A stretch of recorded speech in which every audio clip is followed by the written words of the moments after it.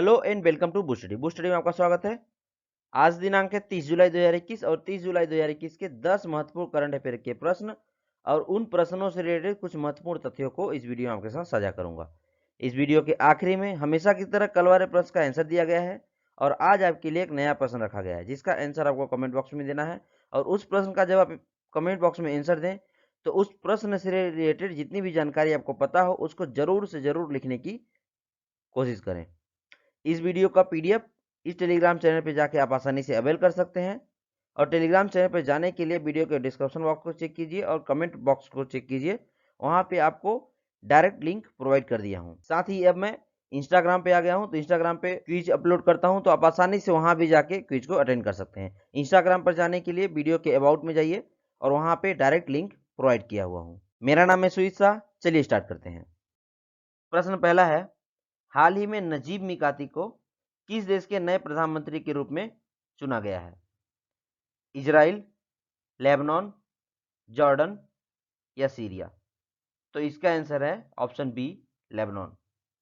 अब मैं भी देख रहे होंगे कि ये जहां पे मैं मार्कआउट किया हूं इस जगह पे लेबनान का लोकेशन है। क्योंकि यहाँ पे बहुत छोटा दिख रहा है इसीलिए मैं इसको एनलार्ज करके दिखा रहा हूं। तो इसको बड़ा करके देखते हैं। ये है इसका बड़ा रूप, ये लेबनान का लोकेशन है।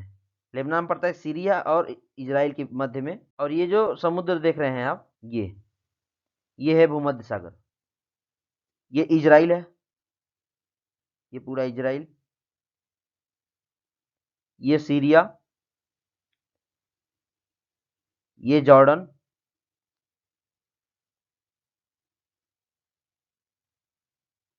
अब चलिए लेबनान के बारे में जान लेते हैं। लेबनान की राजधानी है बेरूत, जैसा आप देख रहे होंगे ये बेरूत है लेबनान की राजधानी। और लेबनान की मुद्रा है लेबनानी पाउंड, याद रखिएगा। प्रश्न दूसरा है, निम्नलिखित में से कौन सा देश अपनी क्रिप्टो करेंसी ई नायरा लॉन्च कर रहा है? इजिप्ट, चीन, इजराइल या नाइजीरिया? तो इसका आंसर है ऑप्शन डी, नाइजीरिया। दरअसल नाइजीरिया ने अक्टूबर 2021 में अपनी खुद की क्रिप्टो करेंसी लॉन्च करने की योजना बनाई है जिसे ई नायरा नाम दिया है, ई नायरा। और जबकि आपको ये पता होना चाहिए कि नाइजीरिया ही है जिसने फरवरी 2021 में अपने बैंकों और वित्तीय संस्थानों को क्रिप्टो करेंसी में लेन देन करने या सुविधा प्रदान करने से रोक लगा दिया था और खुद ही अक्टूबर में लॉन्च कर रहा है क्रिप्टो करेंसी। तो इसको आसानी से आप याद रख सकते हैं। चलिए नाइजीरिया का लोकेशन देख लेते हैं और नाइजीरिया के बारे में थोड़ा सा जान लेते हैं। तो ये जहाँ पे भी मार्कआउट कर रहा हूँ ये है नाइजीरिया। और नाइजर और नाइजीरिया में कन्फ्यूज मत होइएगा, ये नाइजीरिया है, नाइजीरिया। निगर जिसे बोलते हैं ये है जो मार्कआउट कर रहा हूँ, इसे निगर बोलते हैं। ठीक है, अब देखते हैं नाइजीरिया का कैपिटल क्या है। तो नाइजीरिया का कैपिटल है अबूजा और प्रेसिडेंट है मोहम्मद बुहारी और मुद्रा है नायरा। तो नायरा जो मुद्रा है उसी को ई नायरा में कन्वर्ट करके क्रिप्टो करेंसी लॉन्च कर रहे हैं। तो समझिएगा नायरा यहाँ का करेंसी है और अगर ई नायरा लगा देंगे तो यहाँ का क्रिप्टो करेंसी हो जाएगा। ठीक है, प्रश्न तीसरा है, खगोलविदों ने किस टेलीस्कोप के माध्यम से बृहस्पति के चंद्रमा गैनीमेड में जल वाष्प का पहला प्रमाण पाया? Optical telescope, reflecting telescope, Hubble telescope या रिफ्रैक्टिंग टेलीस्कोप? तो इसका आंसर है ऑप्शन सी, हबल टेलीस्कोप। दरअसल खगोलविदों ने बृहस्पति के चंद्रमा जो कि पूरे सोलर सिस्टम का सबसे बड़ा चंद्रमा है और दूसरे नंबर का सबसे बड़ा चंद्रमा टाइटन है जो कि सैटर्न यानी शनि का चंद्रमा है। इसके साइज का इस तरीके से अंदाजा लगा सकते हैं कि बुध जो ग्रह है यानी मरकरी उससे भी काफी बड़ा है गैनीमेड और इससे भी बड़ा है यानी मरकरी से भी बड़ा है टाइटन। तो पहले नंबर का होगा गैनीमेड, दूसरे नंबर का होगा टाइटन और मून का आप यानी अपने चंद्रमा मून का साइज आप देख सकते हैं कितना है। अब यहाँ पे एक तथ्य और देख लेते हैं, बृहस्पति के चंद्रमा है 79 और शनि के चंद्रमा है 82। तो अगर परीक्षा में पूछा जाएगा किसका चंद्रमा कितना है तो बता दीजिएगा कि 82 है शनि का यानी सैटर्न का और बृहस्पति यानी जुपिटर का है 79। और सबसे बड़ा चंद्रमा किसका है? गैनीमेड है और वो है बृहस्पति का। और दूसरे नंबर का सबसे बड़ा चंद्रमा टाइटन है जो कि है सैटर्न यानी शनि का। तो अब समझते हैं। खगोलविदों ने यह पाया कि गैनीमेड की सतह के ऊपर बर्फ है और बर्फ जैसे ही वातावरण में ऊपर की ओर उड़ता है तो ये जलवाष्प का रूप ले लेता है।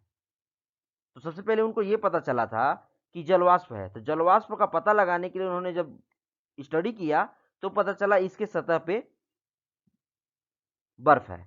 ठीक है, इसके बारे में याद रखिएगा। और ये खोज जो है इतना बड़ा उपलब्धि इसलिए माना जा रहा है क्योंकि इसी से पता चलेगा कि जीवन की उत्पत्ति यहाँ पे पहले थी या नहीं थी, यानी जीवन की उत्पत्ति कैसी हुई, क्या हम जैसा अनुमान लगाते हैं वैसे ही हुई या कुछ और वजह है, या मान लीजिए अगर पृथ्वी में कुछ बहुत बेकार हालत हो जाता है तो उस स्थिति में हम कहीं और पे जाके रह सकते हैं या नहीं रह सकते हैं। ये सब चीज़ों का स्टडी चलते रहता है, उसी में ये चीज़ पता चला है। तो इससे हो सकता है फ्यूचर में ये पता चल जाए कि गैनीमेड पे जीवन संभव हो, जो कि मानव सभ्यता के लिए बहुत बड़ी और बहुत जरूरी खोज होगा। याद रखिएगा। प्रश्न चौथा है, हाल ही में अंतर्राष्ट्रीय स्वच्छ वायु उत्प्रेरक कार्यक्रम में जगह बनाने वाला एकमात्र भारतीय शहर कौन बना है? अहमदाबाद, राउरकेला, देहरादून या इंदौर? तो इसका आंसर है ऑप्शन डी, इंदौर। इंदौर को मिनी मुंबई के नाम से जाना जाता है और ये मध्य प्रदेश का वाणिज्यिक कैपिटल है। कई बार मध्य प्रदेश के पीएससी एग्जाम में पूछा जाता है कि मध्य प्रदेश का वित्त राजधानी किसे कहते हैं, तो वो है इंदौर, और इसे मिनी मुंबई के भी नाम से जाना जाता है। तो इसके बारे में याद रखिएगा। अगर आप में से कोई एमपी का परीक्षा देने बैठ रहा होगा तो उसको ये सब चीज़ें याद रखना जरूरी है।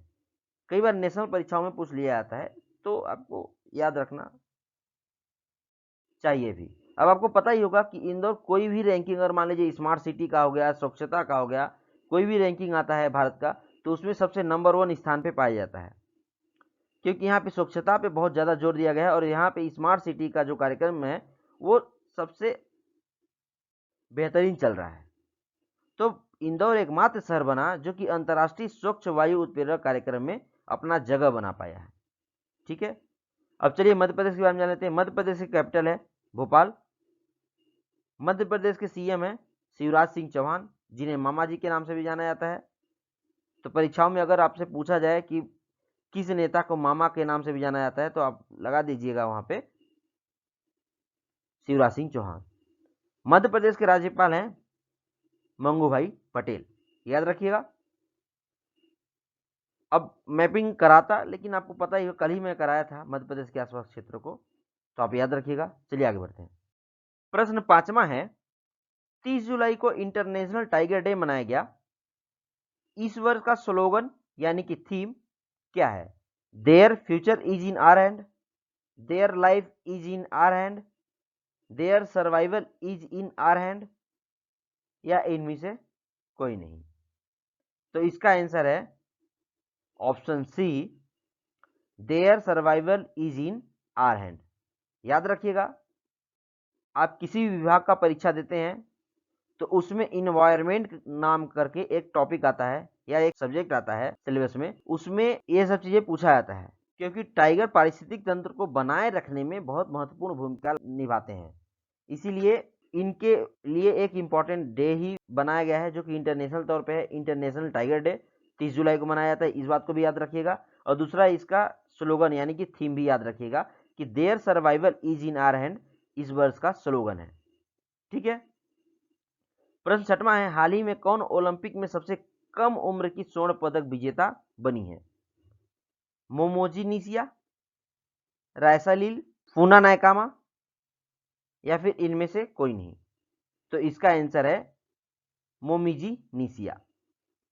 मोमिजी निशिया 13 साल की उम्र में ओलंपिक की सबसे कम उम्र की स्वर्ण पदक विजेता बनी है। और यहीं पे जो रायसालील है, यानी कि ये रायसालील है और ये है मोमिजी निशिया, और इन्हें स्केट बोर्ड चैंपियन में गोल्ड मेडल मिला है। ये दोनों ही 13 साल की हैं, लेकिन इन्हें सिल्वर मेडल मिला है और ये हैं ब्राजील की, और मोमोजी निशिया हैं जापान की। याद रखिएगा। प्रश्न 7वां है, हाल ही में दिल्ली पुलिस कमिश्नर के रूप में किसे चुना गया है? कुलदीप सिंह, राकेश अस्थाना, राकेश भदौरिया, या इनमें से कोई नहीं? तो इसका आंसर है option B, Rakesh Asthana. Rakesh Asthana BSF के डायरेक्टर जनरल थे जिन्हें तत्काल प्रभाव से दिल्ली पुलिस कमिश्नर के रूप में चुना गया है।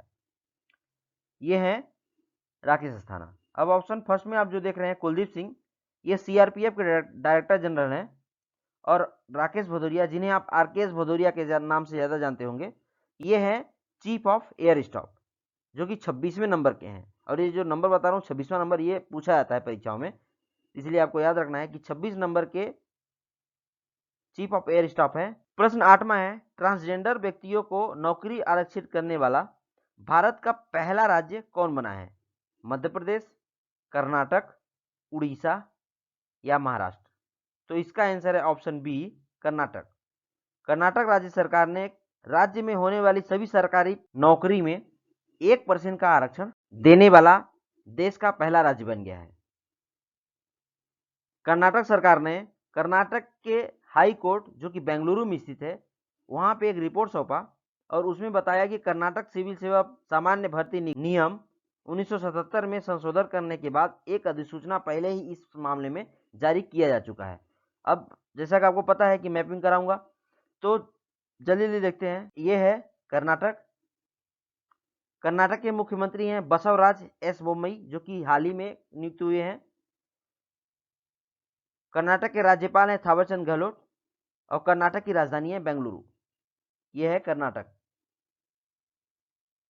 आंध्र प्रदेश, ये आंध्र प्रदेश, तेलंगाना, महाराष्ट्र, केरल, तमिलनाडु, और ये रहा गोवा। याद रखिए इन सब का लोकेशन। चलिए आगे बढ़ते हैं। प्रश्न 9वां है, आरबीआई ने किस बैंक पर 5 करोड़ रुपए का मौद्रिक जुर्माना लगाया है? IDBI bank, axis bank, HDFC bank या बैंक ऑफ बड़ौदा यानी बीओबी बैंक? तो इसका आंसर है ऑप्शन बी, एक्सिस बैंक। अब देख लेते हैं एक्सिस बैंक के बारे में। एक्सिस बैंक का स्थापना हुआ था 1993 में, मुख्यालय है मुंबई में, और एमडी और सीईओ हैं अमिताभ चौधरी। अब जल्दी से देख लेते हैं आरबीआई के बारे में। इसका स्थापना हुआ था 1 अप्रैल 1935 में, और इसका हेडक्वार्टर है मुंबई महाराष्ट्र में, और इसके गवर्नर हैं शक्तिकांत दास। याद रखिएगा क्योंकि स्थापना वर्ष पूछ लिया जाता है, ठीक है। और इसके एमडी और सीईओ ये सब पूछे ही जाते हैं, और गवर्नर जो कि महत्वपूर्ण पद होता है पूरे बैंकिंग व्यवस्था में, सबसे हेड होते हैं, उनके बारे में तो पूछा ही जाता है, इसलिए बताया, आपको याद रखना है। प्रश्न 10वां है, युवाओं को प्रशिक्षित करने के लिए मारुति सुजुकी ने कौन सी यूनिवर्सिटी के साथ टाई अप किया है? Indian Institute of Science, Savitribai Phule Pune विश्वविद्यालय, यूनिवर्सिटी ऑफ दिल्ली, जवाहरलाल नेहरू विश्वविद्यालय? तो इसका आंसर है ऑप्शन बी, सावित्रीबाई फुले विश्वविद्यालय। दरअसल मारुति सुजुकी ने युवाओं को ऑटोमोबाइल रिटेल में प्रशिक्षण दिलाने के लिए महाराष्ट्र की सावित्रीबाई फुले विश्वविद्यालय के साथ साझेदारी की घोषणा किया है। इसका उद्देश्य है छात्रों को 3 वर्षीय bachelor of vocational study in retail management में पाठ्यक्रम प्रदान करना है। 3 साल के पाठ्यक्रम में 1 साल का क्लासरूम प्रशिक्षण होगा, और उसके बाद मारुति सुजुकी अधिकृत डीलरशिप पर 2 साल का ऑन द जॉब प्रशिक्षण भी शामिल होगा। मतलब 1 साल आप पढ़ेंगे और 2 साल मारुति सुजुकी का जो शोरूम होगा वहां पे आप जाके जॉब के रिलेटेड जानकारी लेंगे और पढ़ाई करेंगे और सीखेंगे। बहुत अच्छा कोर्स है, आप में से किसी को दिलचस्पी होगी तो आप इसको जरूर करने जाएं। अब देख लेते हैं मारुति सुजुकी के बारे में। मारुति सुजुकी का स्थापना हुआ था 1982 में, और इसका मुख्यालय है नई दिल्ली में, और स्थापना हुआ था 1982 के में गुरुग्राम में। याद रखिए गुरुग्राम में स्थापना हुआ है 1982 में, जबकि इसका मुख्यालय है नई दिल्ली में, और इसके सीईओ हैं केनिची आयुकावा। याद रखिएगा। और ये रहा कल वाले प्रश्न का आंसर। इसके बारे में कुछ लोगों ने विस्तृत जानकारी लिखा था कमेंट बॉक्स में, तो इसका आंसर है यूएई यानी कि यूनाइटेड अरब एमिरेट्स। प्रश्न था बीसीसीआई ने आईपीएल 2021 कार्यक्रम की घोषणा कर दी है, यह किस देश में होगा? तो इसका आंसर है यूएई। और ये रहा most awaited part of the video, यानी कि क्वेश्चन ऑफ द डे, जिसके बारे में आपको कमेंट बॉक्स में लिखना होता है। और यूं ही नहीं कि सिर्फ आप आंसर लिखिए, इसका तात्पर्य ये होता है कि इस प्रश्न के बारे में आपको जितनी जानकारी आप निचोड़ निकाल सकें। जैसे कि मैं बताया था 39 साइट हो चुके हैं टोटल, लेकिन इसके ऐड होने के बाद अब 40 हो चुके हैं। तो इसके बारे में भी याद करके लिखना है कि पहला कौन था, जो मैं आपको पहले बताया भी था कि पहला कौन था, और ये अभी कौन है सा है, और सबसे ज़्यादा कौन से देश में यूनेस्को की वर्ल्ड हेरिटेज साइट है। ये सब चीज़ लिखना ही है आपको इस प्रश्न के बारे में। तो चलिए प्रश्न को पढ़ देता हूँ। हाल ही में कौन सी स्थल को यूनेस्को की वर्ल्ड हेरिटेज सूची में शामिल किया गया है? रुद्रेश्वर मंदिर, अहमदाबाद, धौलावीरा, जयपुर। तो इसके बारे में आप मल्टीपल भी आंसर दे सकते हैं। अब देखना चाहूंगा कि आपकी कितनी समझ है कि आप कौन कौन सा आंसर देते हैं इसमें से। ठीक है, thanks to tune with me. Session अच्छा लगा होगा तो लाइक कीजिएगा, शेयर कीजिएगा फैमिली और फ्रेंड्स के साथ में, और अपने सोशल मीडिया अकाउंट पे भी, और सब्सक्राइब कीजिएगा हमारे यूट्यूब चैनल को, और बताइएगा कमेंट बॉक्स में कि वीडियो कैसा लगा। अगर कुछ आप अपनी सजेशन को साझा करना चाहते हो तो आपका जरूर स्वागत है। Thanks for watching. जय हिंद।